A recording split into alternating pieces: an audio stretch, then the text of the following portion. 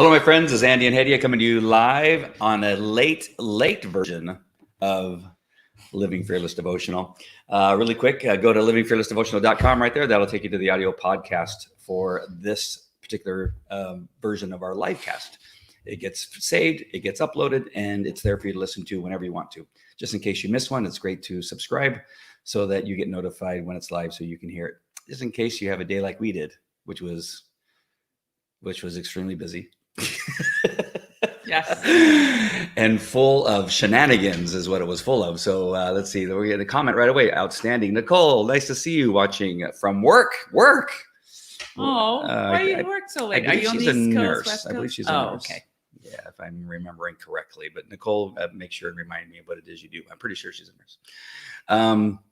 Let me get rid of the frame here. We're reading from My Utmost for His Highest. I'm going to jump right into it. And then later on, maybe we'll get into some other discussions about some stuff.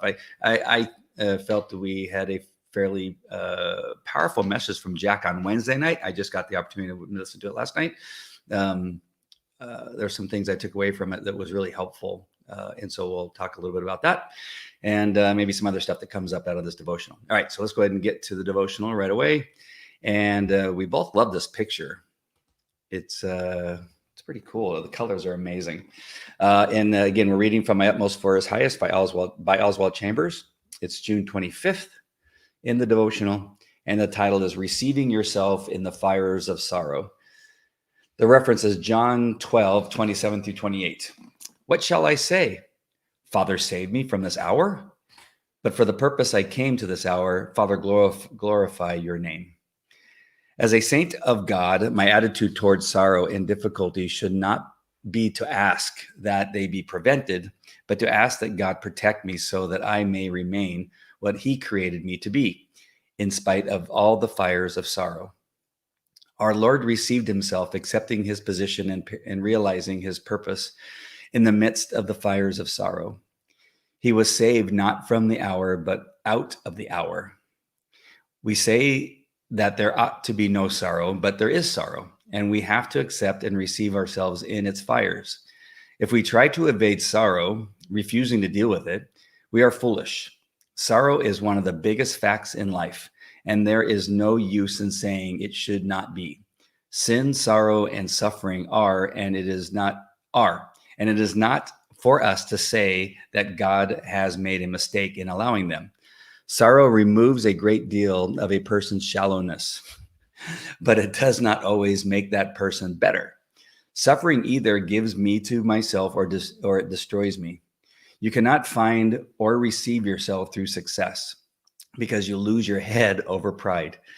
And you cannot receive yourself through the monotony of your daily life because you give in to complaining. The only way to find yourself is in the fires of sorrow. Why it should be this way is immaterial. The fact is that it is true in the scriptures and in human experience. You can always recognize who has been through the fires of sorrow and received himself, and you know that you can go to him in your moment of trouble and find that he has plenty of time for you. But if a person has not been through the fires of sorrow, he is apt to be contemptuous, having no respect or time for you, only turning you away. If you will receive yourself in the fires of sorrow, God will make you nourishment for other people. Wow, that was even better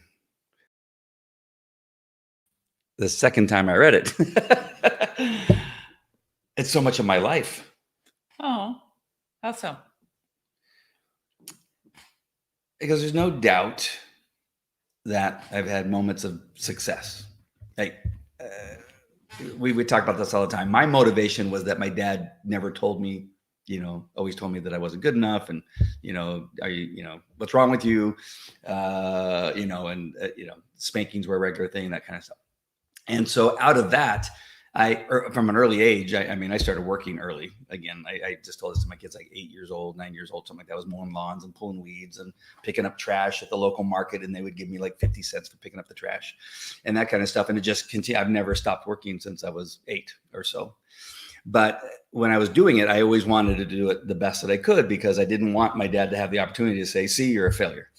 Right. And so when I decided that I wanted to be a magician, I was doing magic. They said, you'll never be a magician. You'll never get hired anywhere. And then I got hired at Knott's Berry Farm. I got hired at Bobby McGee's restaurants. I worked at other restaurants, Italian restaurants, doing magic table to table, and was getting paid to do magic for years. And then I thought, well, I think I'll be, there's some other jobs I had. And then I thought I'll be a cop. And that, again, I knew as soon as I'm thinking about becoming a cop. There's no way you can become a cop. And in the end, graduated number 5 in the academy out of 50 people, and I can go on. And so these successes, and the reason I'm sharing these with you, not that how great I am, it's just that none of it got me closer to God. None of it made me a better person. Right. And what he says here is you get full of yourself. You get prideful. Oh, okay. I thought you were telling us a story of sorrow. No. So it's the opposite. Yes, it is exactly this. It's like, where does it say this? It says, saying there's something about when you have, through success, because you lose your head over pride. And so this continued on, and I would kind of dabble with God here and then, God, I don't really need you. I'm keeping you in my back pocket just in case, because I keep making my own success. I can do this all on my own. And so here I'm going, just trotting along, thinking that I'm all that.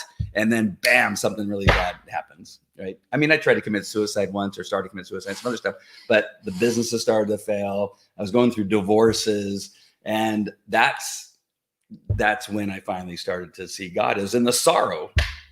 I needed the sorrow to connect me with this thing. And so as I'm reading it, I'm not saying as it got down here, I wasn't seeing it, not saw it, but I wasn't seeing it until here at the bottom, when he says, you can always recognize who has been through the fires of sorrow and received himself. And you know that you can go to him in your moment of trouble and find that he has plenty of time for you. Since I found sorrow and found Jesus Christ, I'm way more apt to talk to people about God and talk to people about my mistakes. But if a person has not been through the fires of sorrow, he is apt to be contemptuous, having no respect or time for you, only turning you away. That's me. Aww. I would teach people that kind of stuff, but then I would, like if I was teaching somewhere in Florida, where I was like the speaker at the time before I had all my sorrows, I would be more than happy to teach. As long as I was on stage teaching and applause was coming, I was perfectly fine. As soon as it was over, I would run off to the hotel, and I didn't want to spend time with anybody. I was contemptuous. Aww. I can see that. But it's so true. And it's really sad.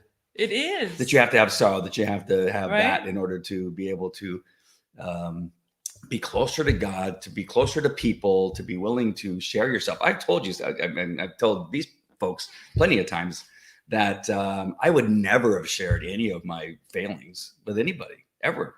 As far as everybody knew, I was perfect. I never made any mistakes. I never had anything. To share cancer, no way. To share psychological issues, to share that I began to attempt suicide, when I was 20. I didn't share that until I was in my late 40s, early 50s. Wow. That's the first time I told that story. Nobody ever knew that until then. Wow. So that's how it hit me the second time. Like, wait a minute, this is awesome. This is about my life. How about you? What do you see in this? The fact that Oswald points out that it happens throughout Scripture. The fact is that it is true that sorrow, the only way to find yourself is in the fires of sorrow, and the fact that it is true in Scriptures as it is in the human experience reminds me of Joseph and being thrown in the ditch, and then being a slave in Egypt, and Elijah having to run from Ahab and his wife and Jezebel, and then King David and his son turning against him, and how much he cried over that, and fighting with Saul. And really the depth of character of God's called people throughout time is they go through the fire. God doesn't spare them the fire. I mean, most of all, our Lord and Savior, he definitely wasn't spared. And that's the point of that verse. Like, how can I ask you to spare me, Father, this fate, when this is the whole reason I came? Right. But I just love that Oswald's tied that string together, that is through the fires of sorrow that we grow, because that doesn't always happen, right? He says you definitely won't be shallow, but it doesn't mean you'll grow spiritually, because some people just become bitter. Right. Some people have a lot of sorrow and they're just bitter. So it's very important not to get stuck in the sorrow, but to grow from the sorrow.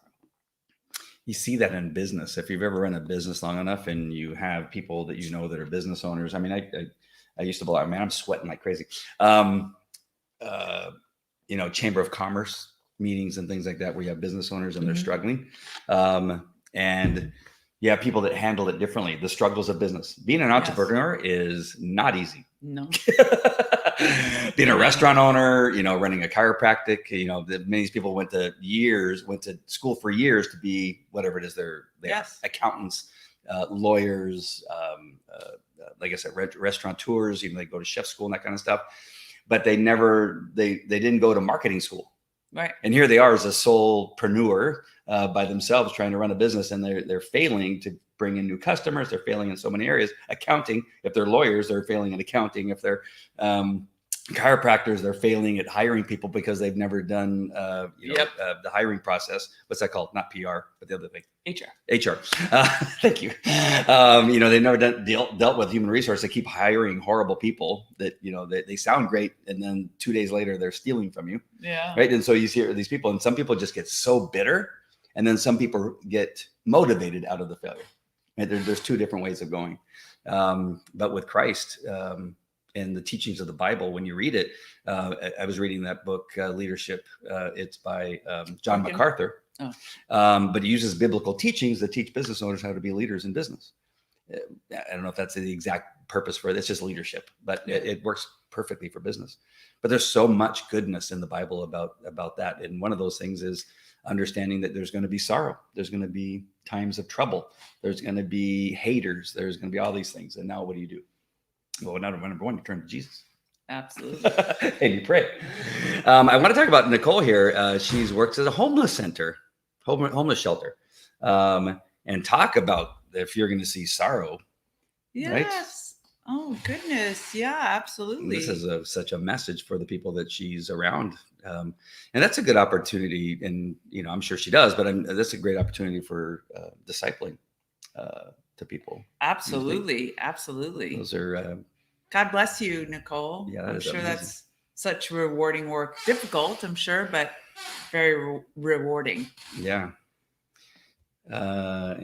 She said, Nicole says, I didn't share a lot till my 40s either. Absolutely. And it's something funny that I look back that I just would not have shared any of my shortcomings.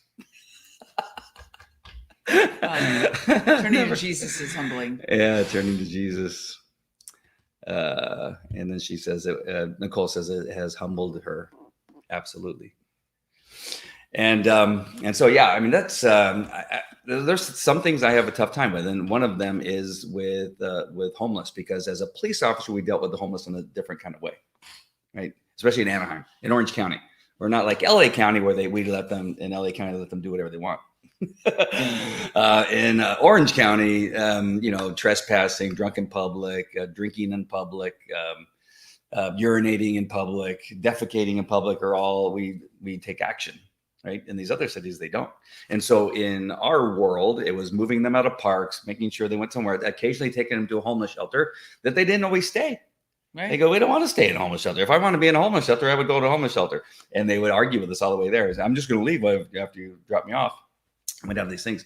And so my experience is so different. It'd be good probably for me to go into a homeless shelter and look at it from a different perspective. Right. I agree. It's just, I look at it from my history of dealing with mostly drunks and drug addicts and crazy people.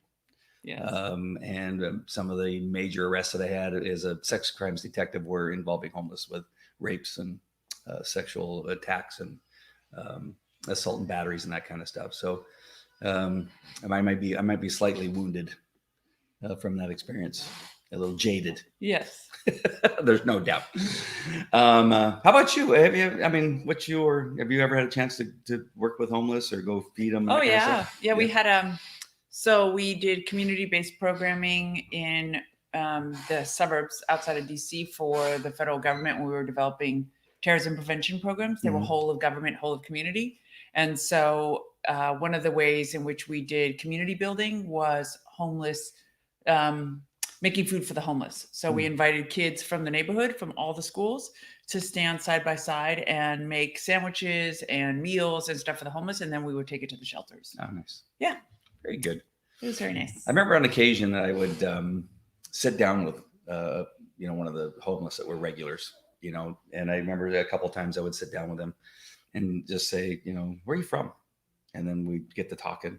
And a couple of times there were some pretty incredible stories of people. One guy that I talked to, he was actually a professor at Long Beach University. Wow. And for 20 years, something like that, if I'm remembering correctly. It might have even been longer. And he just circumstances, I think something happened, something got triggered with one of his mental health issue popped up somehow. I'm not sure how that happened. And he got fired and ended up being homeless. Everybody's like 60 days away from being homeless. You Yeah. know? It's just a matter of having people around you to help pick you back up, or luck and prayer. And I mean, it's a real tenuous situation nowadays. Yeah. One woman I talked to, she had been on the streets for about a year or two at the time that I began to talk to her. And just prior to that, she lived like in Anaheim Hills. She was married, she had kids, and everything was perfectly fine. Then her husband left her, took all the money, and then something happened with her kids and her, and it just like all fell apart. And there she was in La Palma Park, sleeping behind a bush. So sad. These stories are pretty incredible. It's kind of sad that most of my experience has been on the negative side of homeless. A buddy of mine, Michael Izzo, we talked to him on the phone the other day. Mm-hmm. He's an expert in homeless policing. Oh, right. And I'd love to talk to him to see how he's changed. He's a guy that's the last thing I thought he would be doing. So it's I want to talk to him how he got into all that. But I think at some point in his career, he got assigned to the homeless in Anaheim. There was a period of time we did end up having a big problem in the riverbed and that kind of stuff. And yes, Nicole says she hears some incredible stories, but she knows that God led her here, which is the homeless shelter, to love them and shine his light. Can you read this passage of John 12:27 through 28? Sure. Or 27, 28. Now my soul is troubled, and what shall I say? Father, save me from this hour. But for this purpose I came to this hour. Father, glorify your name. Then a voice came from heaven saying, I have both glorified it and will glorify it again. So I know nobody else needs the explanation like you had to explain it to me, so I understood it. But can you explain it like you did to me? There may be somebody who needs to hear a little bit more about that. Well, it's the Lord, but before the crucifixion, basically just saying, it's hard. He knows what's going to happen to him. He knows he's going to have to, be beaten and bruised, and he's going to die on the cross, and his skin's going to be pierced. And he's just like, what can I say, Father? Can I ask you to take me away from this? No, it's this. This is the whole reason I came. So at least let you be glorified in it, that it accomplishes what you've set out for it to accomplish. And I think that that's such a beautiful prayer for all of us too, is that whenever we go through sorrow, because the Lord doesn't promise to take us out of it, he promises to walk us through it, that the Lord be glorified in it, and that we are able to learn from the experience, help others through that experience, whatever it may be, so that it's not wasted. And it kind of reminds me of, and I could be off base on this, but I don't know why I'm thinking about this, but the Chosen, episode 6 of season 2 came out yesterday. Yes. Actually, right during our devotional yesterday, I noticed it popped up. But there's Mary Magdalene. They admit that this isn't necessarily in the Bible. This part of the story. Good. I was so confused. Yeah, but they thought it was important that they show this part, this story. Why? They explained it, and I cannot remember how they, but it was necessary to show, Jesus' forgiveness, his goodness, and that she was struggling with going back to her sinful nature. Well, I've got to tell you, if that is the case, if they made that whole story up, I am upset. Really? Yes, because for a number of reasons. Well, because I allowed the jury to be out on that topic because I thought, okay, I don't know, but if they admit that that's not true, that was a creative license, and this is why it upsets me. She is one of the strongest female characters in all of Bible history. Her, the woman of the well at the well, and Jesus's mom maybe are like the strongest biblical characters we have of the New Testament. And to basically say that she's so weak, she returned to her sin, and has to be forgiven again. Of all of the characters, they chose the woman to be the one that does that. That annoys me. Really? Yes. Why couldn't it be Matthew who had to go back and get money? You know what I mean? Like, yeah. The one woman. I hope I'm not leading you astray, because maybe I'll have to watch that section of it again. I'll look it up too. But there was something that, and I'm sure there's maybe something in history that said it could have happened, or it's just not in the Bible. There's things that are something. Oh, sure. Like if it's a historical fact, if anybody knows the answer, please comment. If it is true that Mary Magdalene slips and then comes back to Christ. Slips meaning goes back to her old way of life. Yeah, if anybody watched last night, feel free to comment whether you're watching now or on the replay about that particular part of the story. But I was going to say. Now I'm upset. Why the woman? Why do you have to ruin the woman? Now I got to watch and see what they said about it, because they talked about it. I mean, they purposefully talked about it because they knew that. Anyway, so what I was thinking is that she left and gambled and drank, but then they sent Matthew and Peter to go look for her. They found her where they knew where they would find her in the gambling hall or whatever it was, and brought her back. But the important part of that story for me in relationship to this devotional is that she went back and stood in front of Jesus and just felt that she wasn't worthy, that she had failed to keep from returning to her old sins. And that part where he said, I forgive you, was so important for me in the story. Maybe whether it's true or not, is that in the failures that he's always there. He goes, I forgive you. I thought that was it was a pretty strong moment. Absolutely. But why do that to Mary Magdalene? I don't know. Like, why couldn't they choose a stranger? I don't know, Nicole. I mean, you're a woman. Do you hear me? Like, why do you have to take one of... What she said? Go ahead and read what Nicole just said. Nicole says, I watched it and it was made up to show that we all stray and we all run back to the Father with a repentant heart and ask for forgiveness and be forgiven. Absolutely. But why not make a fictitious character that has to go through that?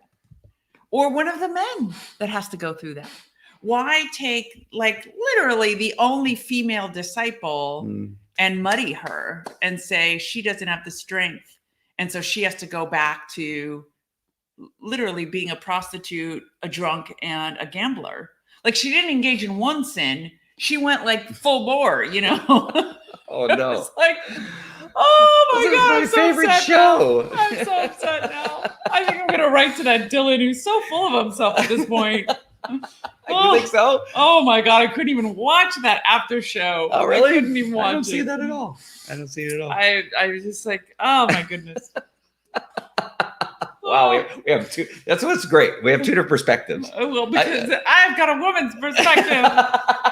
Why did you take Matthew, the weird, accountant guy, or Peter, who's always making a mistake, and make him go I don't know, sleep with somebody else's wife or come back? But they've showed him being that he wants more, and then Jesus says, "You're not ready. You're too weak. You're not ready to take on the leadership role."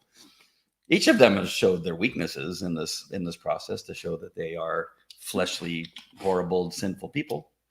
That time around the campfire when they're saying, "I'm horrible. You're more horrible.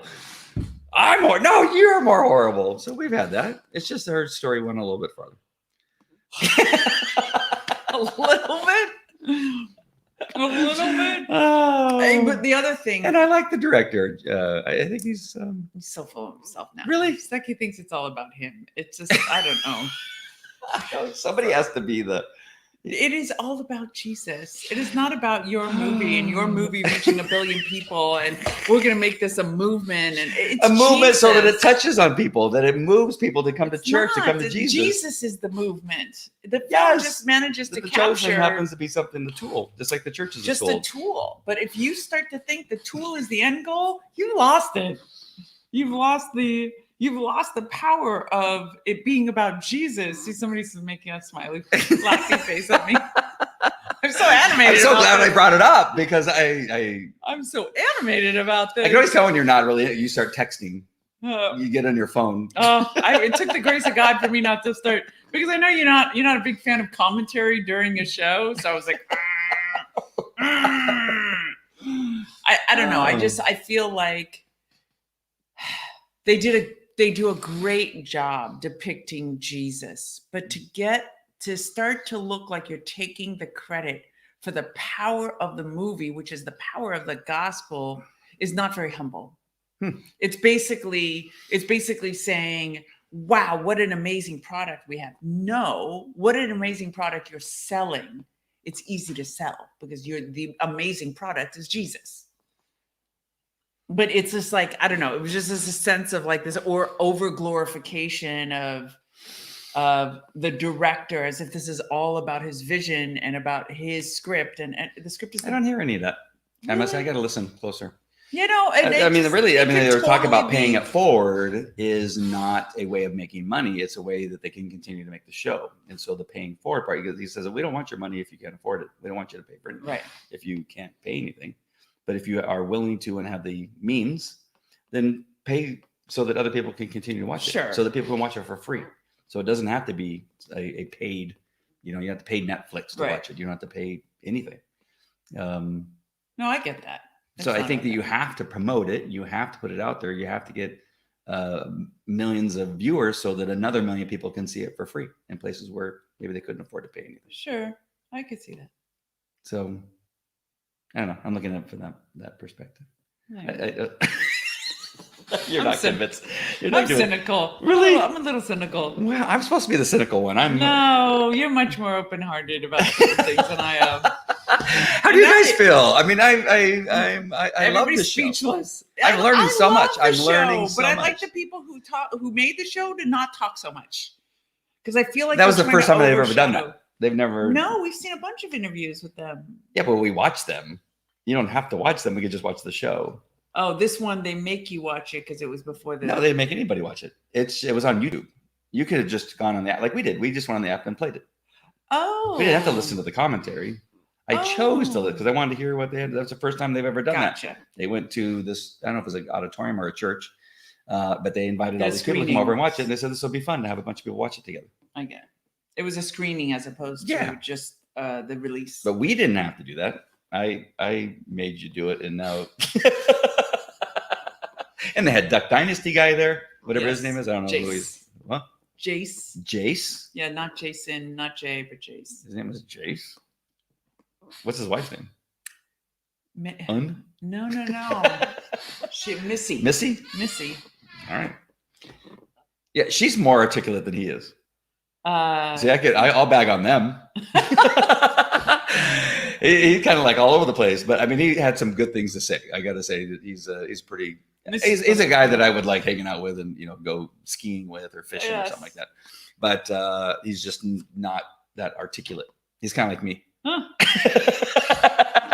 I actually had the opportunity to hang out with his brother. Oh. Not nearly as religious as Jace is, Oh, but still, nice guy. nice guy. Right. Hey, Priscilla, nice to see you. You're late to the party. It's okay. You can be late. We're late. We actually started at 8 o'clock or after 8 o'clock. Priscilla, did you watch The Chosen last night? Episode 6. It just came out yesterday, where we've kind of fallen into that area of the Chosen, which I find to be fantastic. I don't have anything against The Chosen. I love The Chosen, But I don't like that they have scarred the reputation and the sanctity of Mary Magdalene. One of your favorite characters. obviously, One in the of Bible. one of my favorite characters of the Bible, the redemption story, the restoration story. Yes, we all sin and fall short of the glory of God, and David Amber was the Bible. It's right around the corner. Not far from you. Hi, David. And yeah, I don't like that creative liberty with one of the greatest I characters think- of the Bible. Sorry, folks. I we've think gone it's down a rabbit okay. hole. No, I think and this is good. We're having this discussion because now to Jack's message, Calvary Chapel Chino Hills is our home church. Pastor Jack Hibbs is the pastor for that church. He has Wednesday services in addition to the 3 Sunday services that he does. And Wednesdays had a lot of different messages in it. And again, you weren't happy about that one either. Come on now. It's okay. No, it's because he never got to the message. It was Book of Hebrews, which is a very difficult book to understand. And our dear pastor that we adore had a bunch of corollary stories he wanted to tell. I love them. Yes, Andy likes the squirrel stories Yes, he talked about the squirrels. for like 20 minutes. But then he also talked about something that I talked about before that I've heard other pastors say, and that is that when you are watching a pastor, when he's giving a sermon, write down notes, take notes, understand what verses he's using, and make sure and get all that stuff together because you want to check on what he's told you, whether it's true or not, whether he's out of line or not, that you want to make sure and hold him accountable for his words. Are they biblical or are they not? And that was one of his important messages last night. I go, because I And think we had this. hysterical that was the theme of the message as he tells the squirrel stories. I love him to death, you know that. But I was like, where are you going? Okay, now I'm getting to my point.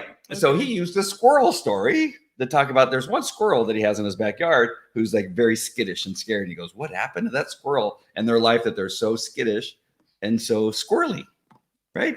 And he goes on, and it was a pretty lengthy story. I'm gonna feed him peanuts and yeah. One of his longer stories, but he had a point that led to a Which biblical was- teaching. What was the point? I forget. That's my point.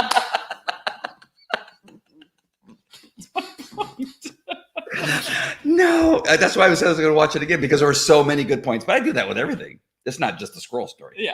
I have to watch it 2 or 3 times before it actually sinks in. What I'm getting to is that even a pastor will use a story that's not biblical to help understand a biblical aspect or teaching in the Bible. Right. And so I think sometimes, obviously, the chosen does that on occasion Very to different. kind of. Very different.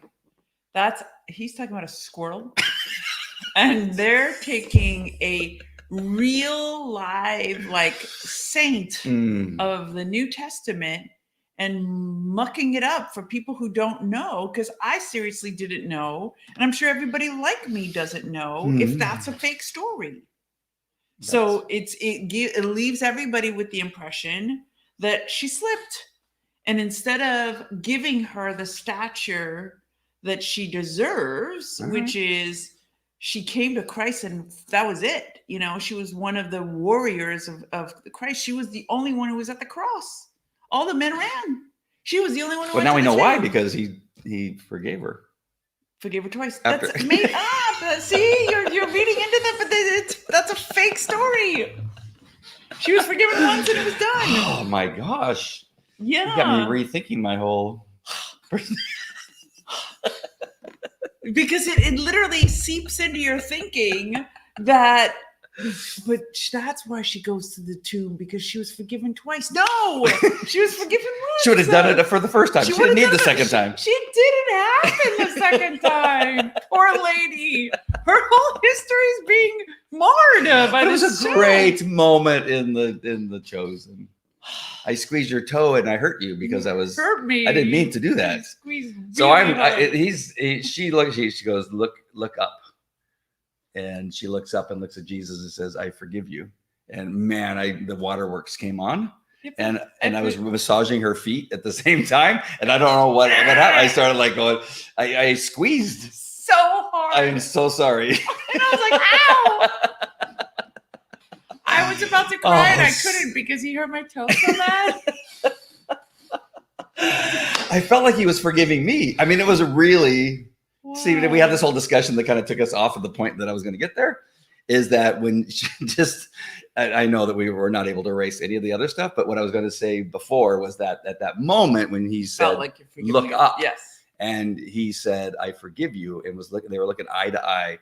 I felt like he was forgiving me, that I was her, that I was Mary Magdalene. That, dude, as many times as you've screwed up, I forgive you. It's beautiful. And it hit me.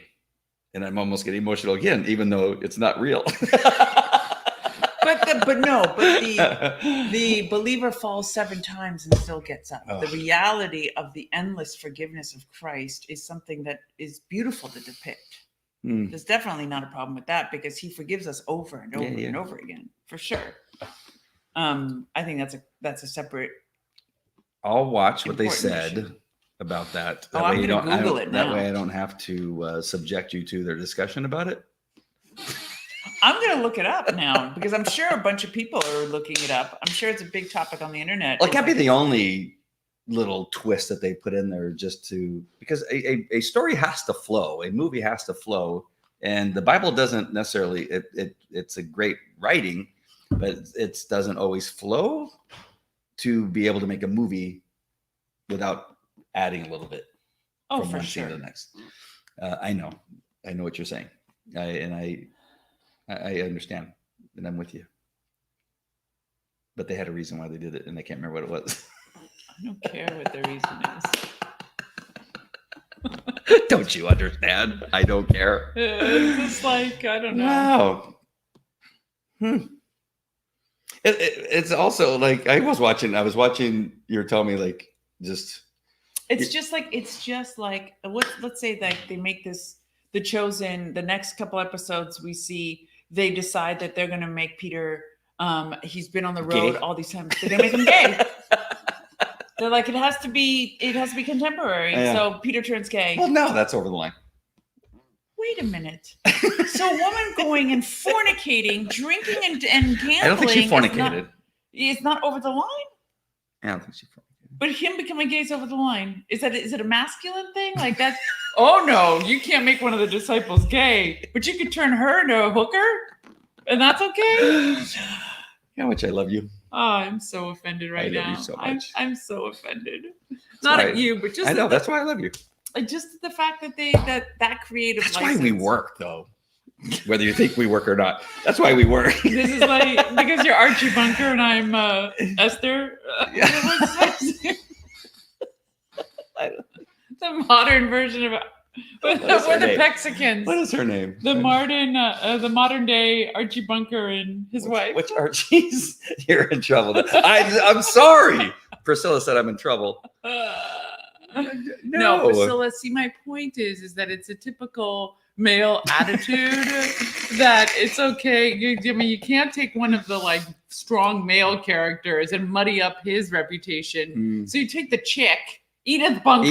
Edith. Thank you, Daniel. Danielle, I didn't know you were watching. So tell me, what do you think? What do you think of the fact that the creative license was taken with Mary and nobody else? But they have. No, the creative license to have reverted her back to the person she was before. Like if anybody ever, remember this until I'm dead, if anybody wants to do a movie and depict me and depicts me going back to Islam, I'm going to come back from the grave and slit their throat. I would not let that happen. I know I'm going to outlive you, so I will make sure that doesn't happen. Okay, good. That is not going to happen. So, I mean, I don't know. I just find that so. I'm a little more forgiving. I know. Well, because you don't know what it means to like just to have somebody say that you went back to that old person, that old man. And I'm not just saying like just a little bit of drinking or a little bit of, but I mean, they literally took her. She was gambling. It wasn't like I don't know. For no reason, I'm remembering that they said something that she did leave, but they couldn't. But it wasn't said knew why where she went. In the Bible, in the history, that she did leave for a little while, but then she came back, and so they thought, well, let's fill it in with this. Debunked I remember. It's starting to remember. I don't know. We got to watch this. We will report back tomorrow what you learned and your research, Yes. and then I'll watch it separately from you because it involves the guy that you don't like. I didn't like him. I like him. There were I like other the guy. people. There were other people in the Bible they could have used. Geez, Peter struggled with anger. Always, he cut off someone's ear. Yes, see that? Why didn't they make Peter get in some like barroom fight where he like beat the lights out of some guy and they'd have to be like, I'm so embarrassed. So for our podcast people who are only hearing the audible, Daniel Curtin, she put in a comment that says there were other people in the Bible they could have used. Geez, Peter struggled with anger. Always, he cut off someone's ear. Yeah, well, I'm sure there's something going to happen. I'm going to write him. Dallas. You should. And say, Dallas, you're a little full of yourself. That's a side note. I really don't see that. I'm just gonna Daniel, do you think Dallas is full of himself? I know the only way you could decide is if you watch this YouTube video from yesterday. Because if you watch the way they promoted this, and now they have T-shirts that say 1 billion, like that 1 billion people. Yeah, the marketing guy. The marketing. Oh my god, the marketing guy is so over the top. Yeah, you need a little looser shirt. It shouldn't have been so tight. I was almost like a Pillsbury sweater. But yeah, he has a bit of a dicky do. It's not that late. It's 9:00. What do you woo? He comes up with these expressions I've never heard. I don't know. On the west side of LA, we never heard these expressions. I don't know what that expression means. Something to do with a big stomach. Oh, never mind. Those of you that know what that means, just laugh. I can't explain it. Anyways, back to our devotional. Really? Danielle, let me know how you feel about Dallas. Dallas? Dallas. Yeah, Yes. Dallas. You have to watch this YouTube video, the promo video yesterday, where it's a lot of it's become about reaching people. I think it's about reaching people. But is it as important to reach people Yes. that a billion people see the movie or that 1 million people come to Christ?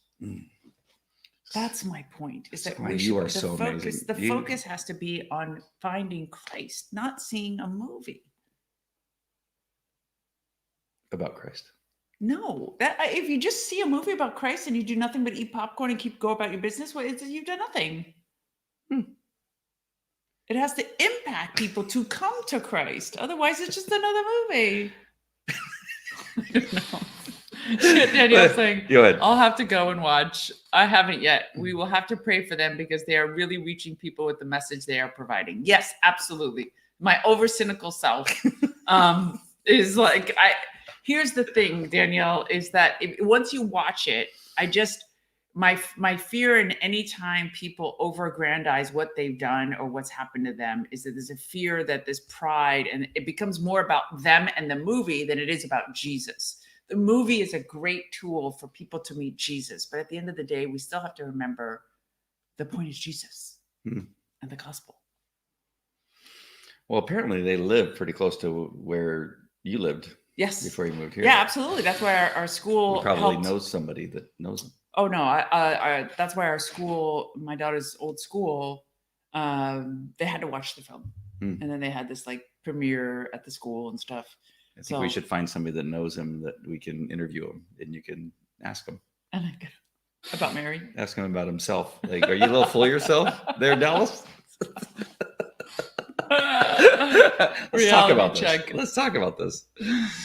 There was something else about Jack's message last night or Wednesday night that I wanted to bring up, and now I can't remember what it was. Gosh darn it! We got into the chosen issues. Darn. So, do you remember any of the other topics?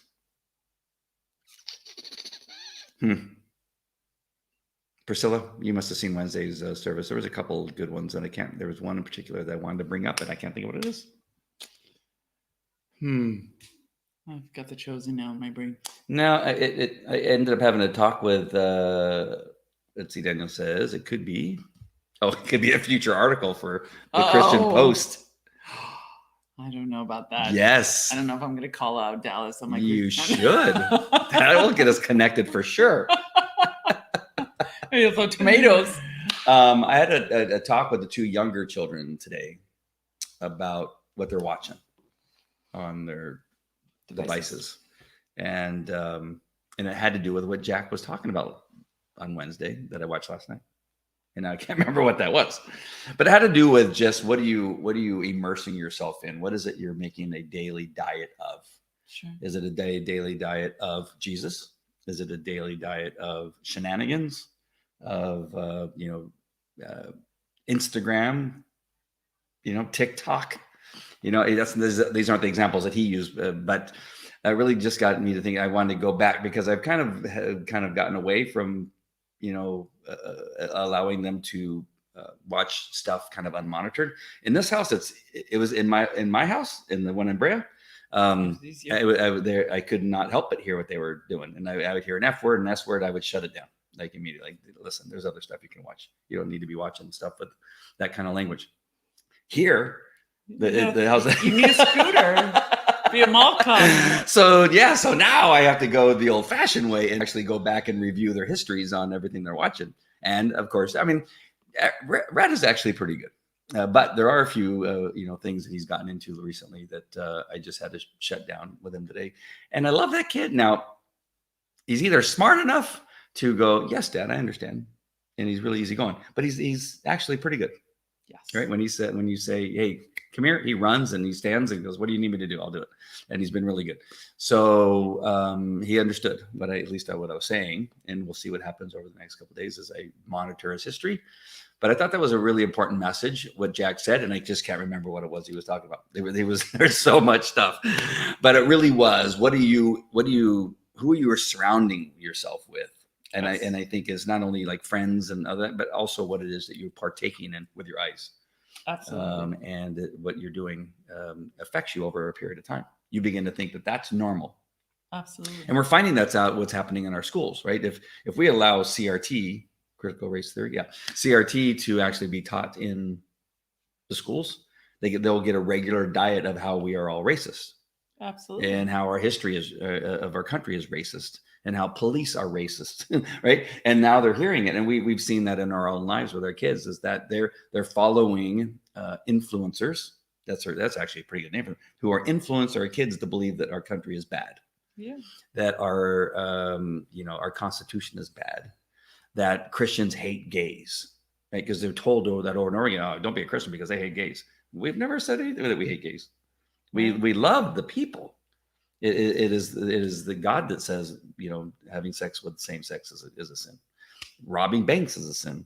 Cussing is a sin. Over drinking is a sin, right? And so we love them so much that we want to share that with them so that they understand that it's a sin, right? And they should do better.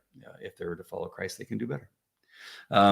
And so that was the part of the message. And again, I wish I could remember exactly how he was putting it. It was way better than how I'm doing it. But it caused me to really go, you know what? I really got to get back into monitoring a little bit of what they're doing and making sure that they are spending more time in stuff that isn't poisoning their little tiny brains. Oh. But we had a nice talk. They were all like, okay. And I walked in and I forget what Bo was watching, but it was probably one of the shows that he knew that I really didn't like him watching. And he goes, and as I walked in, he goes, Dad, you know what? I probably shouldn't be watching this. And he turned it off. It turned out another show.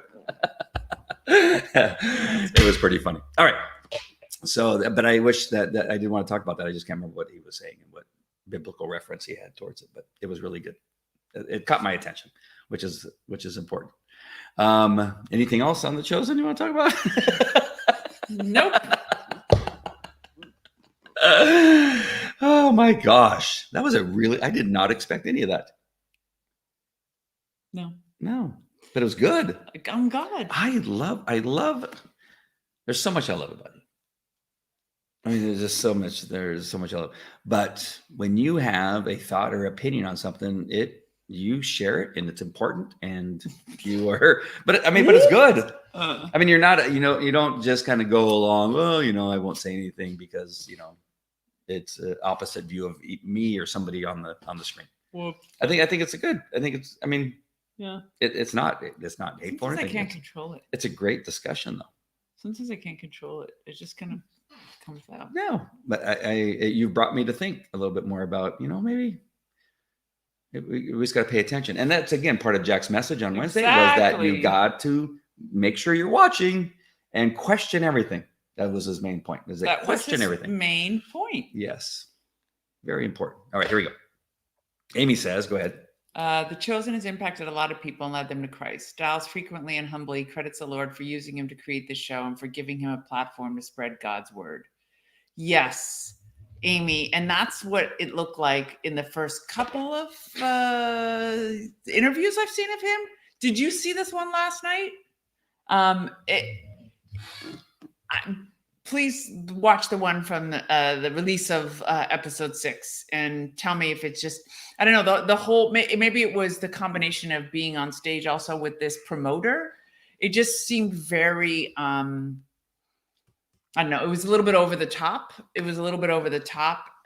And I think it's a shame for it to lose the kind of the spiritual feel of it and make it seem more like it's a promotional thing. It's the same thing that people criticize celebrity pastors for or mega churches for, that when it becomes more about the smoke lamps and the lights, then people lose the respect for the authenticity. And for the importance of the message, that the fact is that it's Jesus and it's the gospel. That it's making a huge impact, and it's amazing because Jesus is amazing. All right. We have 2 points of view. Yes. I'm sure there's actually like a bunch of points. No, I mean, me and you. Oh, two yeah. different points of view. I see it as them wanting to promote it so that more people can watch it. And there's probably people Sure. don't even know it exists still. And so the sharing it forward is one way for this to happen. Like, I didn't realize that it existed until the second season had already started. And it already had millions of followers, and we didn't even know about it. I didn't know about it. I knew about it. Yeah, I did. I knew nothing about it. So, however it made it onto my Facebook page is either as a promotion or somebody shared it. I actually think it may have been Amy or April that may have shared it. Amy did see last night, and she had a different takeaway. I think closer to your takeaway. Okay. So, yeah. So I see I mean, I've been in the marketing business now for about 10 years, learning about marketing and writing books and sharing it, getting on television, all that kind of stuff. And there's a little bit of, rah-rahness that comes with that. Showmanship. Yeah. And you have to, you want to get people motivated. You want to get them going and cheering and all that kind of stuff. And that's what I saw. I saw that they were excited and happy and promoting the excitement of this amazing revival through this show called The Chosen. That's what I saw. Awesome. Yeah. But I'm going to keep an eye on it, though. I'm going to keep an eye on them, make sure they don't get all full of themselves. But we have to too. It's like, who let Rafi out of, who let him off the hook? Right? They knew what was happening. I actually, I always come back to him because that's the one. I read a couple of his books and I knew who he was. Carl Lentz. These are people that we trusted, and read their books, and they probably led thousands, if not more people to Christ. And I told you I had all these amazing conversations with these people that have reached out to me. One of them is very close with somebody who was a senior director for Ravi. I think it's called Ravi Z International. It's got some acronym. And she said he's a lovely person. And he says that, and it was really interesting because the way she described it, she says, at some point, they all kind of knew something was wrong, but they figured he had an excuse. Like everybody got to a point where they just let things happen because they figured that was the way it was supposed to go. And I very much understand that because, as you know, I've come out of a cult myself. So right. I understand greater than most people what it means to have cult think, where it's just like you keep excusing people because They have a position of spiritual authority. And so I totally get that.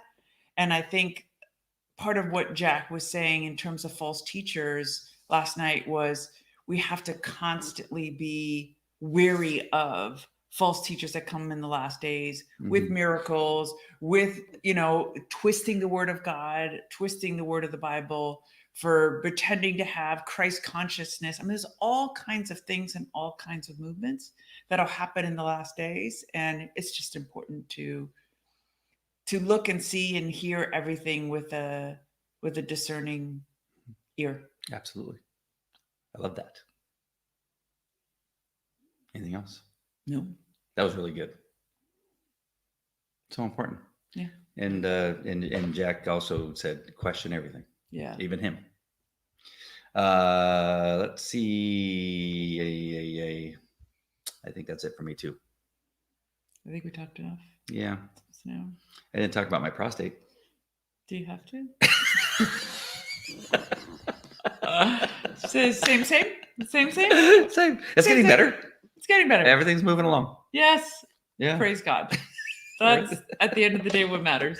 I still have my catheter in. I was hoping to get it taken out today. Yeah. And the doctor said, no, you're not ready yet. Oh, that was a bummer. My voiding ratios aren't where they should be. That was a bummer. But it's getting better. It is. All right. So we talked about it. Now everybody's happy. We talked about everything. All right, my friends. Thank you so much for being a part of this. I really enjoy these discussions. These are some of my favorite discussions, is when we can break apart something a little bit and really get to know each other even more. Yeah. Because that was awesome. I love you. You don't love me as much as I love you. All right. That's not true. All right, my friends. We love you guys so much. I appreciate you staying up late with us tonight. We know we started a little bit late, but we had quite the day. So we will see you probably tomorrow in the morning. All right. Love you guys. God bless. Take care. Sorry, looking at the cat.